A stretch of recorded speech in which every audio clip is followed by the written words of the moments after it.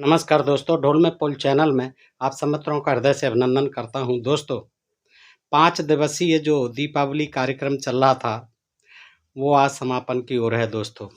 आज जो है कार्तिक शुक्ला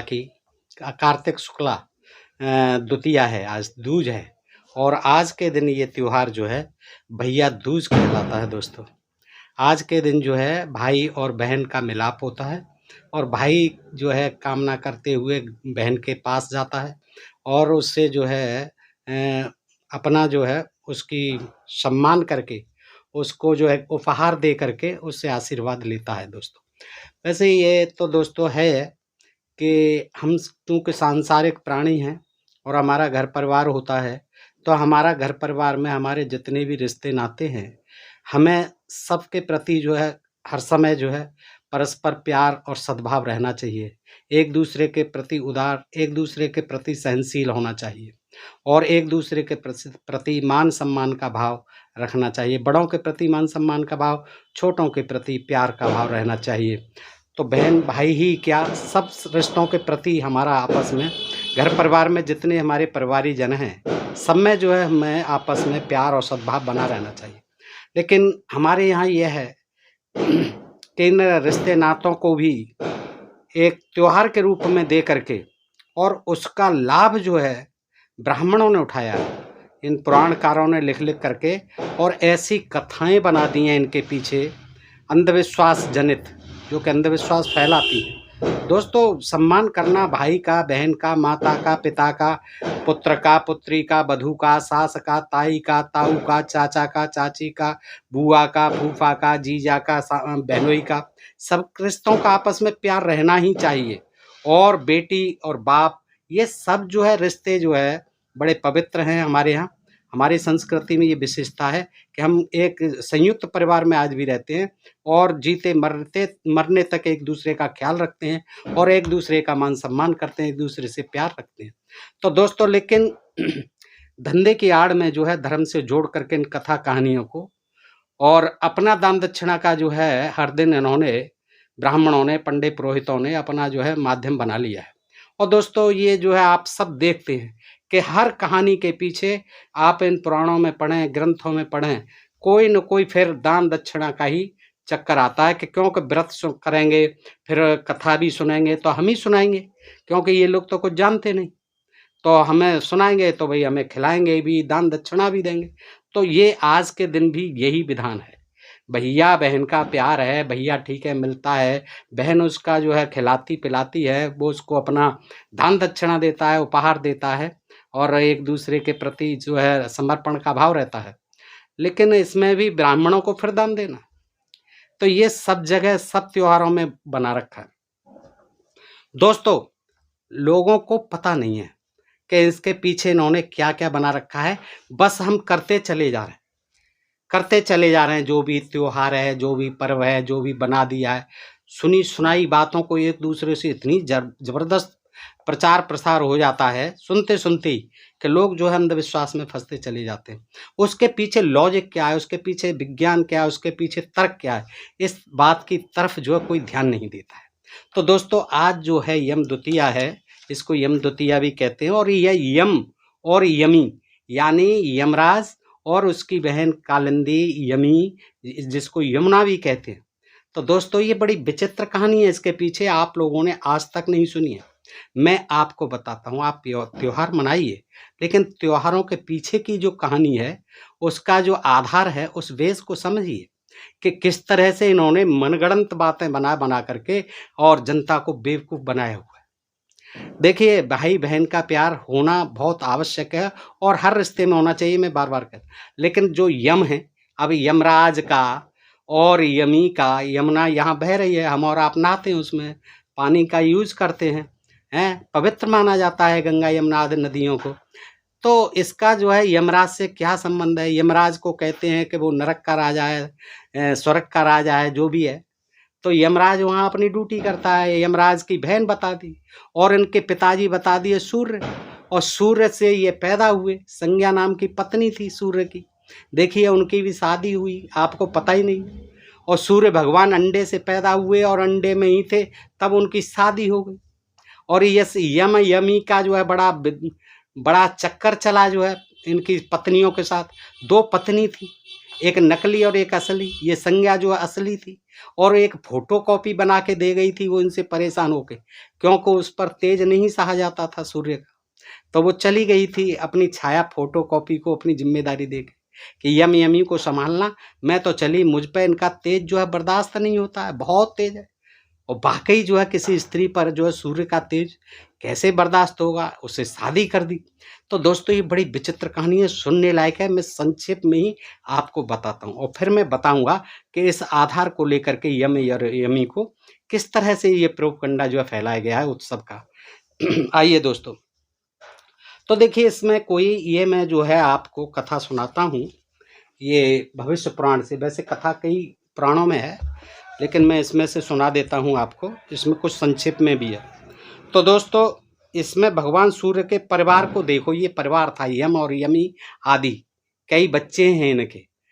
तो सूर्य भगवान की उत्पत्ति कैसे हुई, कैसे ये बच्चे हुए, कैसे उनकी शादी हुई, कैसे वो फिर छाया से मिले, घोड़ी बनकर तपस्या करने चली गई थी नाराज होके, और वो ये घोड़ा बन करके गए सूर्य भगवान। फिर उनसे जो है अपना किया जो करना था, समागम बहुत दिनों बाद मिले।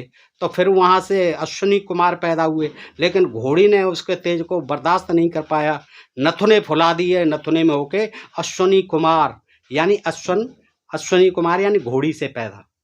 ये अश्विनी कुमार कौन, जो देवताओं के वैद्य थे, चिकित्सक थे, अश्विनी कुमार। तो वो ऐसे पैदा हुए, किससे, सूर्य घोड़ा बने हैं, और क्या नाम है वो संज्ञा जो है वो घोड़ी बनी थी। तो दोस्तों इस तरह से ये कहानी, इसी से संज्ञा से फिर यम और यमी यानी ये यमुना नदी और वो जो है यमराज। और यमराज लंगड़े हैं, काले कुरूप हैं। तो दोस्तों उनको जो है भयावना बनाया जाता है और डरते हैं लोग कि ये यमराज के दूत यमराज हैं और इनके दूत जो है आदमी को ले जाते हैं यहाँ से। तो आइए दोस्तों देखते हैं क्या कहता है। इसमें सुमंत मुनि है और सुमंत मुनि जो है कथा सुनाते हैं। राजा कोई शतानीक है, पता नहीं कौन शतानीक होगा कभी। तो आइए देखिए, सुमंत मुनि कहते हैं कि राजन ये जो है सप्तमी तिथि को, ये सप्तमी जो आएगी, कल दौज के बाद जो है सप्तमी आएगी, उस सप्तमी को आविर्भाव हुआ था भगवान सूर्य का। सप्तमी को, सन तिथि नहीं, आविर्भाव हुआ था, ये प्रकट हुए थे, पैदा हुए थे सप्तमी तिथि को। कौन, सूर्य भगवान। ये कौन सुना रहा है, सुमंत मुनि। किसको, राजा शतानीक को। तो क्या हुआ कि वे अंड के साथ उत्पन्न हुए, यानी अंडे में उत्पन्न हुए। जैसे मुर्गी का अंडा होता है उसमें से, और तमाम पशु पक्षियों के, कीड़े मकोड़ों के अंडे होते हैं, सरीसृपों के भी अंडे होते हैं। ऐसे ही क्या था, सूर्य भगवान जो उस अंडे में थे। अब पता नहीं अंडा किस जीव का था। तो सूर्य भगवान, देखिए विचित्र कहानियां हैं कि सूर्य भगवान जो है वे अंड के साथ उत्पन्न हुए। ये ब्रह्म पर्व में कथा आती है दोस्तों, भविष्य पुराण में आप पढ़ सकते हैं।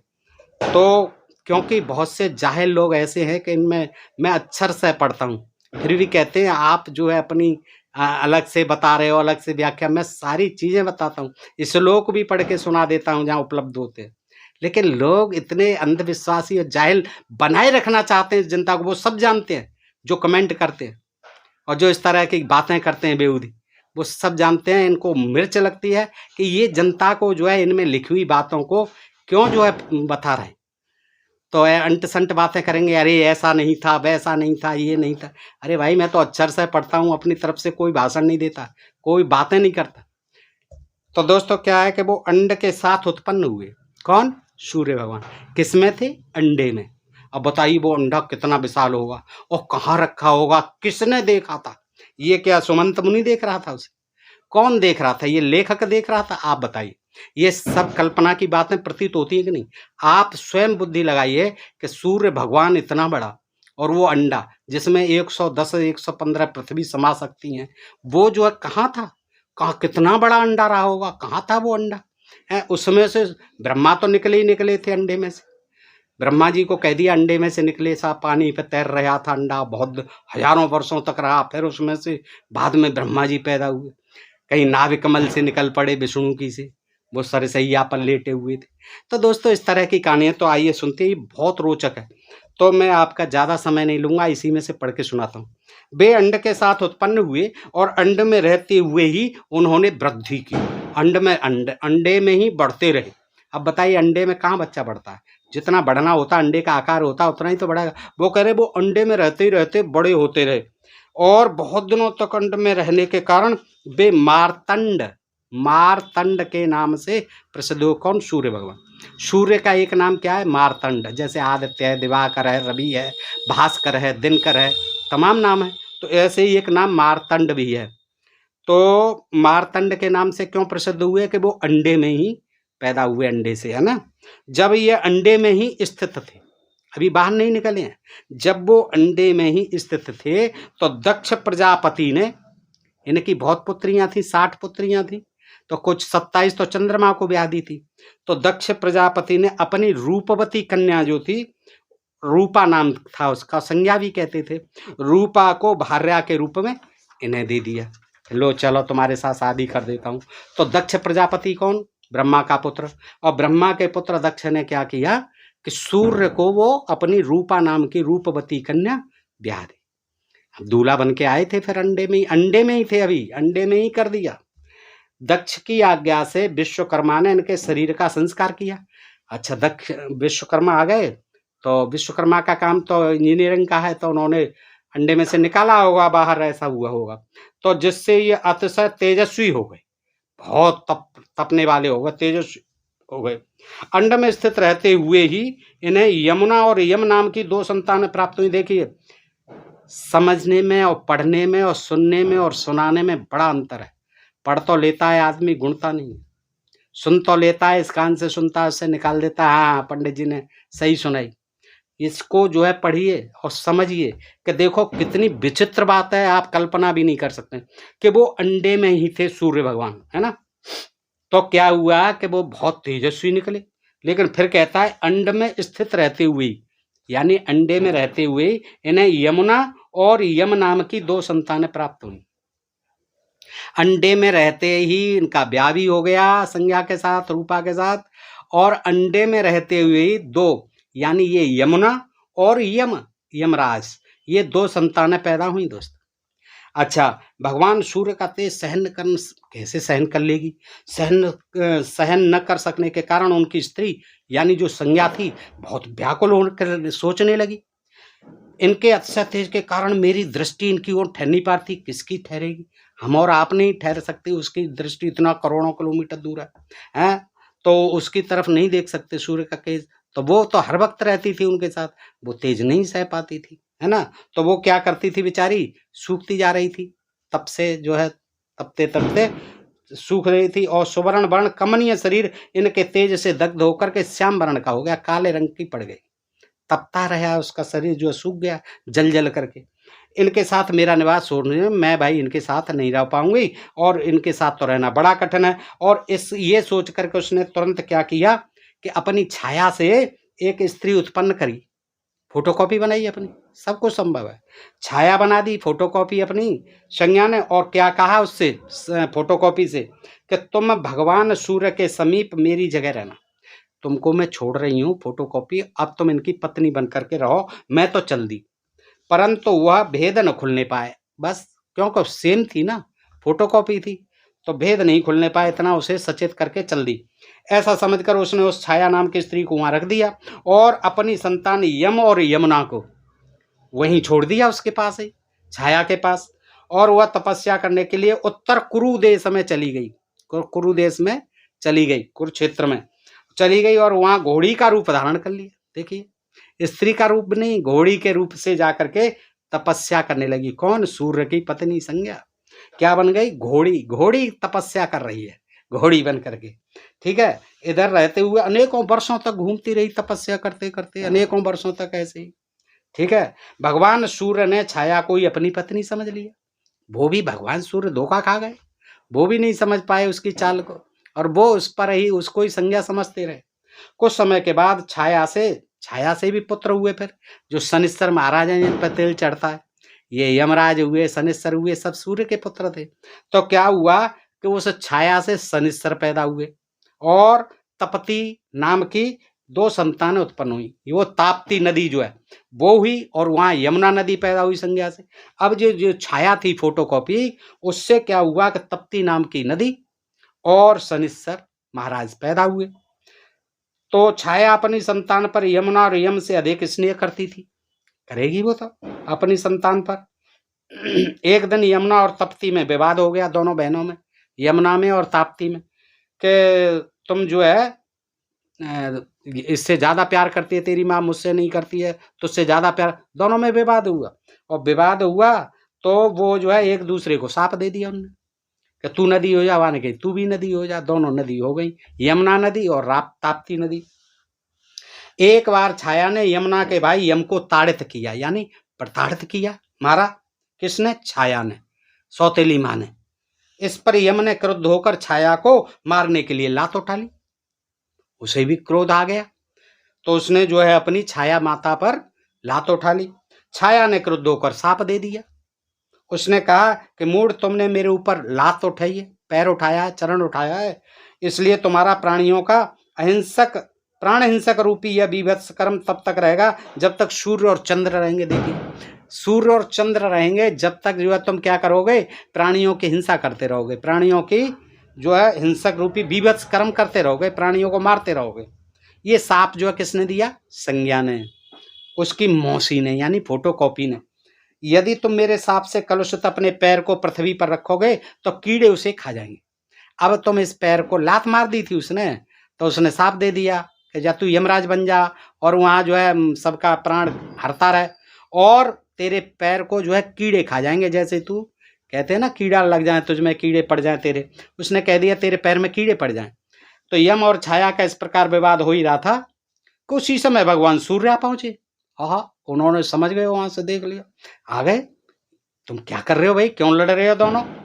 तो यम ने अपने पिता भगवान सूर्य से कहा, पिताजी ये हमारी माता कदापि नहीं है, ये हमारी माता हो ही नहीं सकती, इसमें कोई न कोई चाल है। और वो समझ गया था यह कोई और स्त्री है, यह हमें नित्य क्रूर भाव से देखती है और हम सब भाई बहनों में समान दृष्टि और समान व्यवहार नहीं रखती। उसके भी 2 बच्चे थे, उसके भी, पहली वाले के भी 2 बच्चे थे।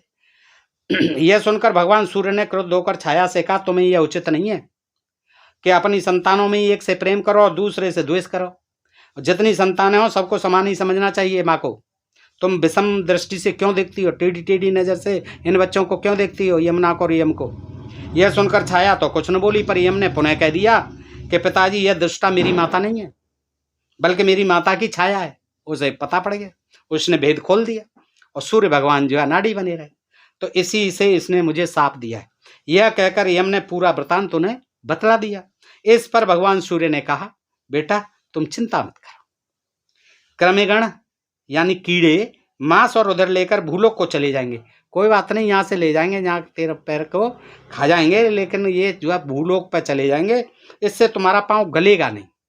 देखिए क्या बुद्धि बताई, कीड़े खा तो जाएंगे लेकिन पैर गलेगा नहीं और वो भूमिलोक को चले जाएंगे।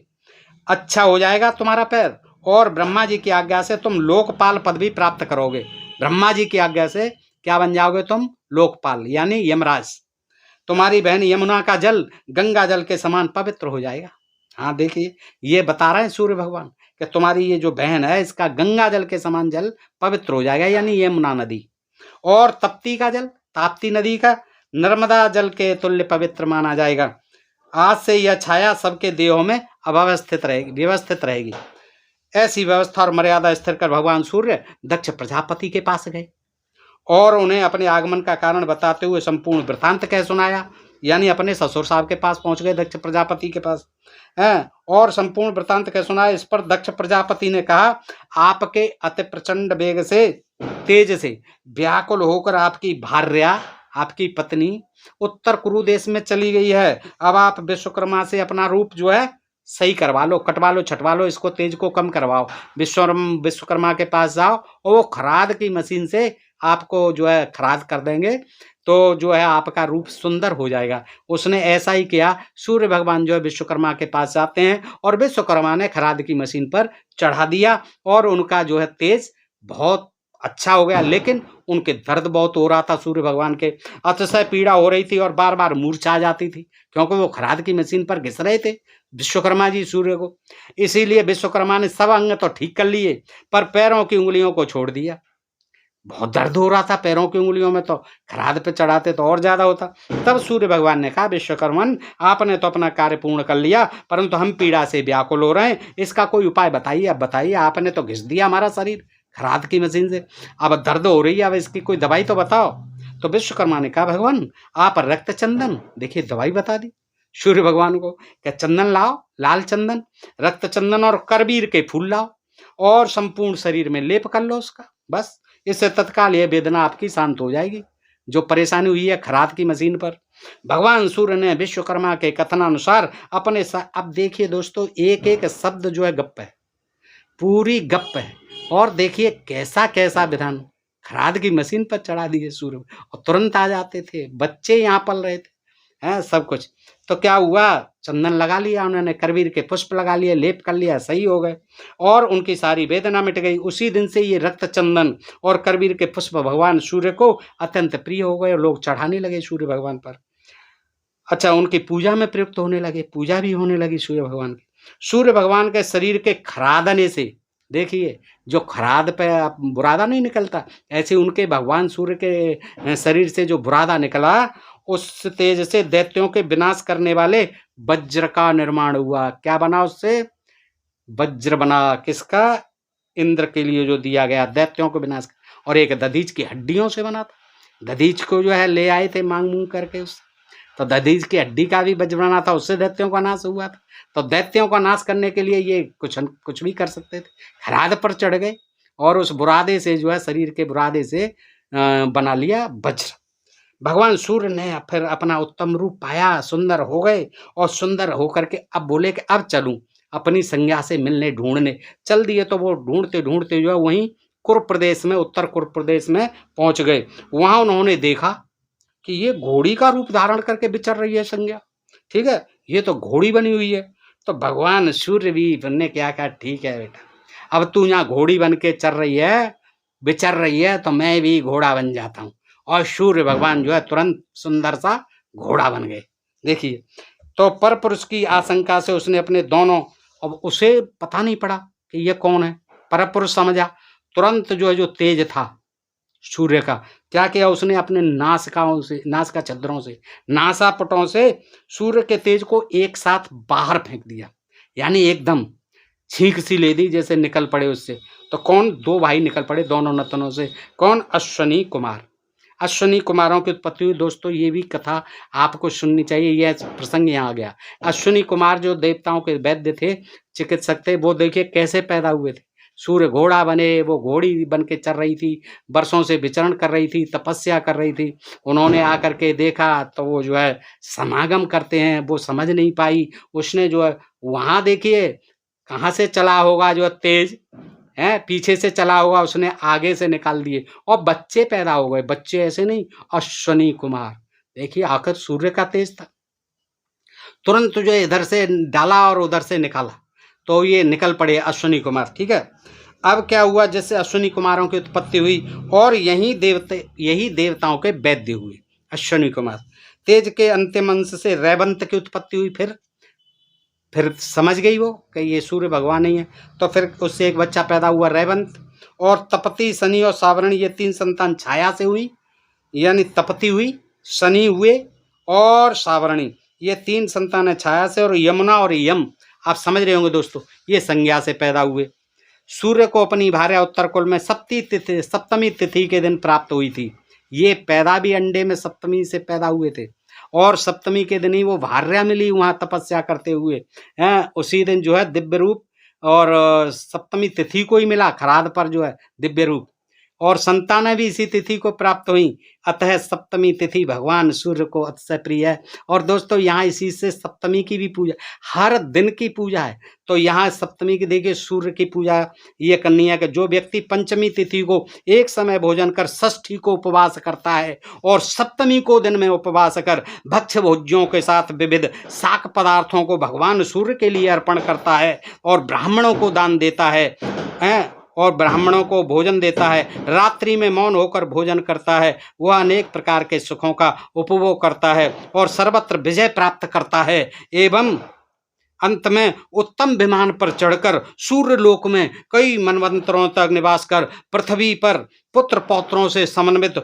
चक्रवर्ती राजा होता है। देखिए क्या कमाल है तथा दीर्घ काल पर्यंत निष्कंटक राज्य करता। अब सोचिए आदमी कितना लालच दिया गया है, कितना, और अंडे से पैदा कर दिया, उनकी कहानी को कहाँ जोड़ दिया, अश्विनी कुमार घोड़ा घोड़ी बन करके पैदा कर दिए और फिर यहाँ एंड में अपना गया। पंचमी से व्रत रखो, छठवीं को भी रखो और फिर सप्तमी को समापन करो तो ब्राह्मणों को दान दो, दक्षिणा दो। ये कहानी अब यमी का आपने दोस्तों जान लिया कि वो सूर्य कैसे पैदा हुए और वो कैसे पैदा हुए। अब आते हैं एक छोटी सी कहानी है, इसी से संबंधित है कि इसकी पूजन का क्या स्कंद पुराण है दोस्तों, वो भविष्य पुराण से सुनी। अब स्कंद पुराण से सुनाता हूँ दोस्तों, आपको जो है एक नई जानकारी देने का मेरा प्रयास रहता है और प्रमाण सहित देने का प्रयास रहता है। देखिए दोस्तों, देखिए ये भैया दूज की जो महत्व है ये ब्रह्मा जी बता रहे हैं खुद। अब ब्रह्मा जी कहते हैं तत्पश्चात प्रतिपदा को आरती करके, प्रतिपदा को आरती करके यानी प्रथमा को, आज के दिन, और कल के जो बीत गया, आज के दिन दूज है तो दूज के दिन फिर क्या है, प्रथमा को करके आरती करे भाई की, और स्वयं सुंदर वस्त्राभूषण से सुशोभित हो कथा गायन कीर्तन और दान आदि के द्वारा दिन को व्यतीत करे। इस दिन स्त्री और पुरुष सभी को तिल का तेल लगाकर स्नान करना चाहिए। और उसके बाद क्या है कि द्वितीया तिथि को ब्राह्म मुहूर्त में उठकर मन ही मन अपने हित की बातों का चिंतन करे, तदनंतर शौच आदि से निवृत्त हो दंत धावन प्रातःकाल स्नान करे और फिर चंदन अगरु कस्तूरी कुंकुम धूप पुष्प नैवेद्य और नारियल आदि के द्वारा पूजन करके अपमृत्यु निवारण के लिए, मृत्यु निवारण के लिए वेद वेदता ब्राह्मण को, वेद वेदता ब्राह्मण को, हल्के फुल्के ब्राह्मण को नहीं जो वेद पाठी हो, और ऐसे वेद पाठी मिलने मुश्किल हैं, अब नहीं मिलते कहीं। वेद पाठी ब्राह्मण को अलंकार सहित यानी अलंकार हो, सजी हुई हो सोने चांदी के, उससे दूध देने वाली सवत्सा गाय दान करे। द्वितीया के दिन, ये आज के दिन भैया दूज वाले दिन क्या करे कि ब्राह्मणों को बुलाए पहले, और ब्राह्मण को अलंकार सहित सजी धजी और दूध देने वाली बछड़े वाली गाय दान करे। उस समय ब्राह्मण से इस प्रकार कहे, सुनो शुरुआत हो रही है ये सवेरे से, हे विप्र मैं अपमृत्यु का निवारण करने के लिए, यानी मृत्यु आए नहीं मेरी, अमर हो जाऊं, अपमृत्यु का निवारण करने के लिए संसार समुद्र से तारने वाली यह सीधी सादी गाय, ये संसार सागर से तार देती है, यह सीधी सादी गाय आपको दे रहा हूं। अरे भाई तू उसे क्यों दे रहा है, तू अपने पास ही रखना, ये तार देती है तो उसकी क्या जरूरत है ब्राह्मण को देने की। लेकिन नहीं, ब्राह्मण को दे रहा हूं, एक कहना है उसे यजमान को, देने वाले को, कि मैं अपमृत्यु का निवारण करने के लिए संसार समुद्र से तारने वाली, संसार समुद्र से तारती है, और मैं आपको इसलिए दे रहा हूं कि आप मेरी मृत्यु का जो है निवारण करें, मैं अमर हो जाऊं, मेरी मृत्यु से मुझे कोई डर नहीं हो, खटका नहीं हो। तो यदि गाय न मिल सके तो ब्राह्मणों को भक्तिपूर्वक एक जोड़ा जूता ही अर्पण करना चाहिए। देखो कितने गिर गए, गाय ऐसी नहीं मिले तो क्या करें, एक जोड़ी जूता जरूर दें ब्राह्मण को। तदनंतर पूजा समाप्त करके ब्राह्मण की भगवान विष्णु में भक्ति रखते हुए अपने कुटुंब के श्रेष्ठ वयोवृद्ध पुरुषों को श्रद्धा भक्ति के साथ प्रणाम करे, फिर अनेक प्रकार के सुंदर फलों द्वारा अपने स्वजनों को तृप्त करे। उसके बाद अपनी सहोदरा, ये सब करके भैया दूज तो नहीं मानेंगे, अब जो बचा खुचा है थोड़ा बहुत माल बहन के लिए, फिर क्या करे, उसके बाद अपनी सहोदरा बड़ी भगनी के घर जाए, बड़ी बहन के घर जाए और उसे भी भक्त पूर्वक प्रणाम करते हुए कहे, सौभाग्यवती बहन तुम कल्याणमयी हो।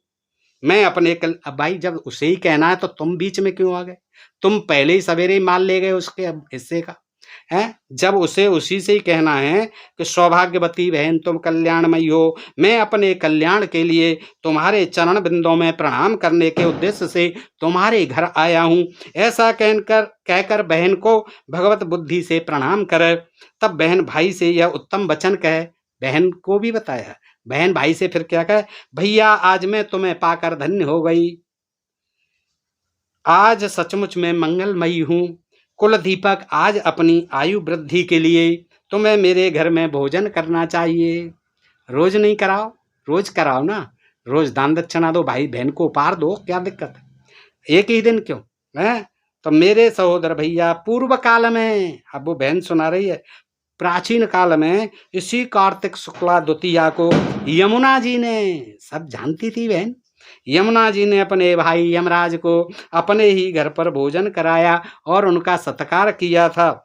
उस दिन कर्म पास में बंधे हुए नारकीय पापियों को यमराज छोड़ देते हैं। जो यमराज की कैद में होते हैं उस दिन सबको बरी कर देते हैं, जैसे 26 जनवरी आदि पे, गणतंत्र दिवस पर जेलों से कैदियों को कर देते हैं, पहले ही समय से पहले छोड़ देते हैं। ऐसे ही यम द्वितीया के दिन बहन बता रही है कि वो जो है यमराज जो पड़े हुए हैं नरक में, उनको रिहा कर देते हैं। अच्छा, स्थिति में विद्वान पुरुष भी अपने घर भोजन नहीं करते, बहन के ही घर भोजन करते हैं, विद्वान पुरुष भी।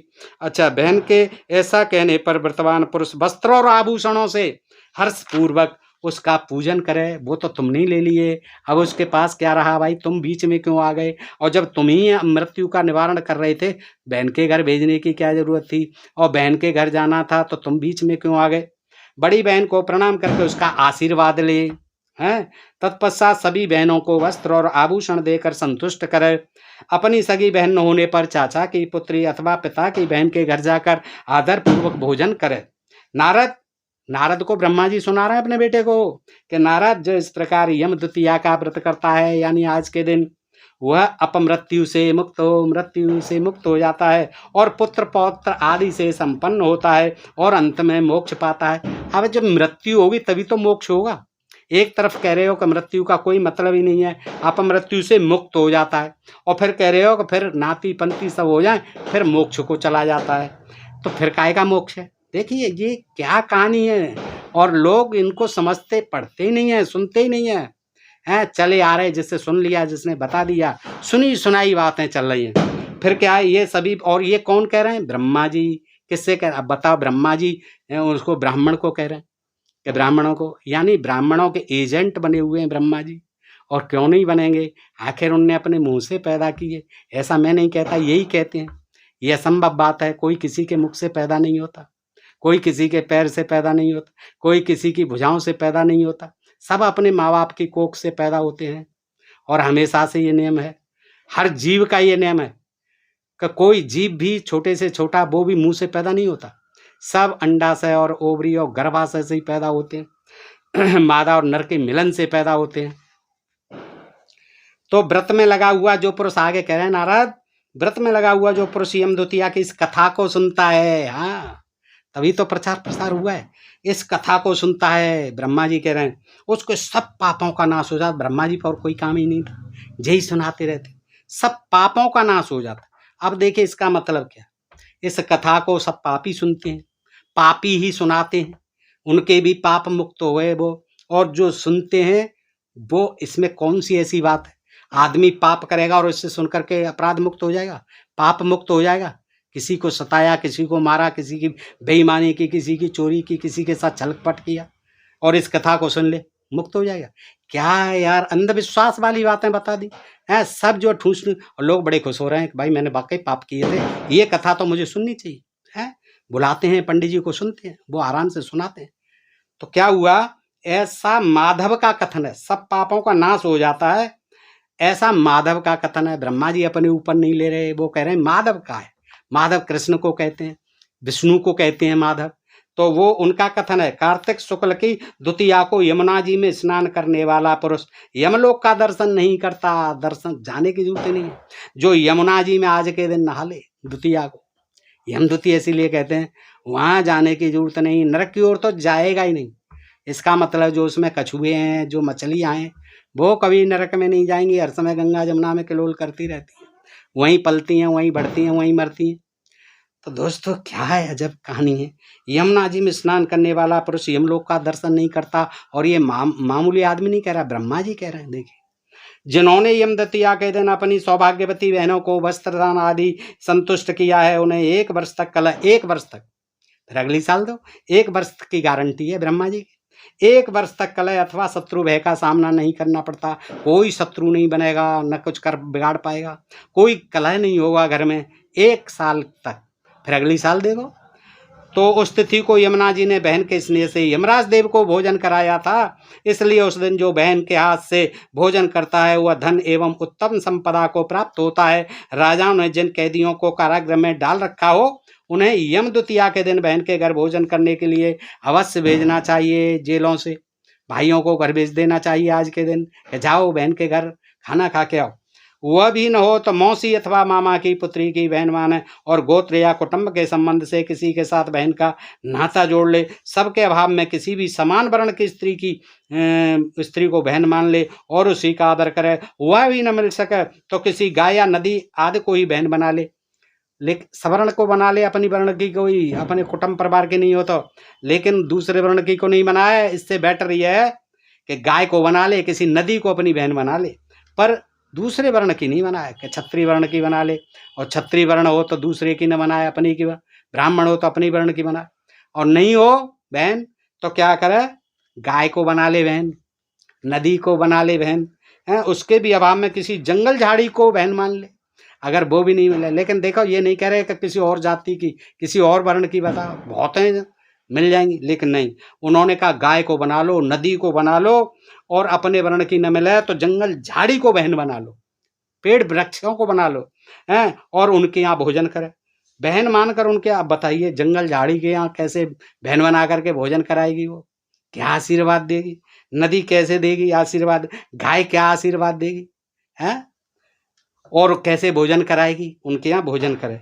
लिखने वाले ने जरा भी लिख दिया बस अपनी पिनक में, यम द्वितीया को कभी भी अपने घर भोजन न करे। अब बताओ जिनकी बहन नहीं है वो उन्हें इतना जतन करना पड़ेगा, लेकिन अपने घर पे भोजन तो करना ही नहीं है उस दिन। भाई के भोजन में वही द्वितीया ग्राह्य है जो दोपहर के बाद तक मौजूद रहे। द्वितीया वही है जो दोपहर तक रहे, बस दोपहर के बाद जो है कोई मतलब नहीं है द्वितीया का। तो दोस्तों ये चीज़ें देखिए, बड़ी रोचक जानकारी है और आपको निस्संदेह जो है बड़ा अच्छा ज्ञान मिला होगा।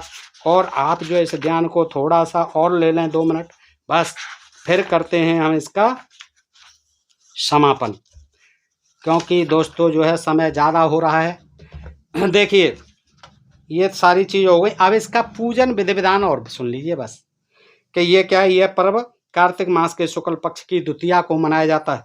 इस दिन यमुना में स्नान करके यमुना तथा यमराज के पूजन का विशेष विधान है। इसके अलावा भाई बहन के घर जाकर उसके हाथ का बना भोजन करता है और बहन भाई की पूजा करती है। बहन भाई की पूजा करती है। विवाहिता बहनें अपने भाइयों को अपने घर ससुराल में आमंत्रित करती हैं, जबकि अविवाहिता बहन अपने पिता के घर पर ही भाइयों को भोजन कराती हैं। जिनकी बहन नहीं होती, जिन्हें मुंहबोली बहन बना लेते हैं, उनको इसी विधि से सत्कार करना चाहिए। इसके पश्चात बहन भाई दोनों मिलकर यम, चित्रगुप्त और यम के दूतों का पूजन करें और सबको अर्घ्य दें। बहन भाई की आयु वृद्धि के लिए यम की प्रतिमा का पूजन करें। प्रार्थना करें कि मार्कंडेय, हनुमान, बले, परशुराम, व्यास, विभीषण, कृपाचार्य और द्रोणाचार्य इन 8 चिरंजीवियों की तरह मेरे भाई को चिरंजीवी, यानी ऐसा माना जाता है कि ये आज भी अमर है। कौन कौन? ये मार्कंडे ऋषि और हनुमान जी, बलि राजा बलि और परशुराम महाराज और व्यास जी जो वेदों के इनके लिखे, विभीषण भी अमर हैं। और विभीषण रावण का भाई, गद्दार भाई विभीषण भी अमर है। और कृपाचार्य और द्रोणाचार्य जिन्होंने के कुरुक्षेत्र के युद्ध में दोनों तरफ से मरे और मारे, कृपाचार्य और द्रोणाचार्य ये जो है 8 बताए गए हैं अमर। तो वो बहन को ये कहना चाहिए कि इनकी तरह मेरा भाई भी अमर हो जाए। दोस्तों आज तक कोई अमर नहीं हुआ, कोई भी अमर नहीं हो सकता। जिसने शरीर धारण किया है, ये बकवास बातें हैं। जिसने शरीर धारण किया है उसको एक दिन जाना ही पड़ता है, क्योंकि ये शरीर नाशवान है। ये जो है जहाँ से पैदा होता है, जिन तत्वों से पैदा होता है, अंत में उसी में मिल जाता है। लेकिन ये लोगों को भ्रमित करने के लिए, लोभ और लालच देने के लिए और अपनी दान दक्षिणा प्राप्त करने के लिए ये सारी कथा का आप स्वयं समझ रहे होंगे दोस्तों। तो इस दिन गोधन कूटने की एक अजीब प्रथा है। इस दिन गोधन कूटने की भी प्रथा है। गोबर से बनी मनुष्य की आकृति, गोबर की मनुष्य की आकृति बनाते हैं।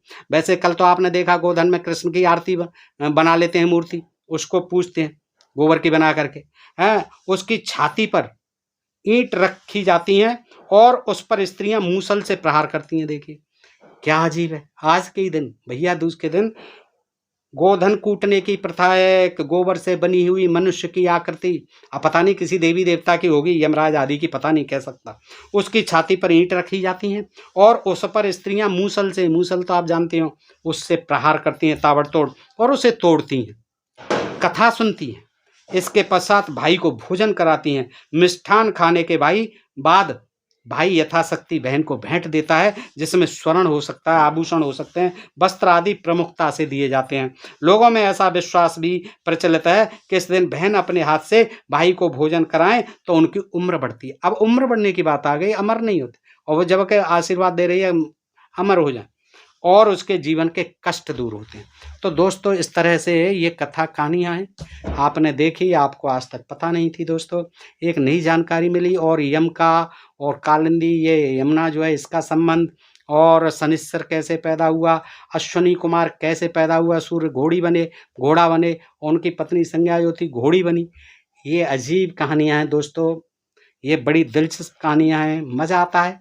और ये लगता है कि किस तरह से यहाँ की जनता को जो है अशिक्षित रख करके किस तरह से बहकाया, जो बहुसंख्यक जनता थी, जो यहाँ के आदिवासी थे, मूल निवासी थे, उनको आज तक के लिए कैसा जो है दिमागों में ये चीज़ें अंधविश्वास ठूस ठूस के भर दिया है दोस्तों। इनको पढ़िए, इनको सुनिए, समझिए, गुनिए और इस अंधविश्वास से आप मुक्त हो जाइए। त्योहार मनाइए, बहन का भाई सम्मान हमेशा करे, माँ बाप, बेटे, भाई बहन जितने भी रिश्ते हैं सब एक दूसरे को रोजाना प्रतिदिन नमस्कार करें, प्रणाम करें, उनका सम्मान करें, बुजुर्गों का, बड़ों का, छोटियों को प्यार करें। रोजाना हर पल होना चाहिए, तभी घर परिवार में सुख शांति रहती है। एक दिन की फॉर्मेलिटी करने से कोई लाभ नहीं होता है दोस्तों, ये तो हम सब जानते हैं। हमारे जीवन में तभी सुख शांति आएगी, तभी उन्नति होगी, जब हम घर परिवार में सबके प्रति जो है सहृदय होंगे, उनके प्रति उदार होंगे, उनके प्रति प्रेम भाव रखेंगे। दोस्तों बताइए ये जानकारी आपको कैसी लगी, अच्छी लगी हो अपने मित्रों को अधिकाधिक शेयर करें दोस्तों। अपने प्रिय चैनल ढोल में पोल को सब्सक्राइब करते रहें। फिर मिलते हैं ऐसे ही किसी प्रसंग के साथ अगले वीडियो में, तब तक के लिए आप सब मित्रों का हृदय से आभार, नमस्कार, जय भारत, जय इंडिया दोस्तों।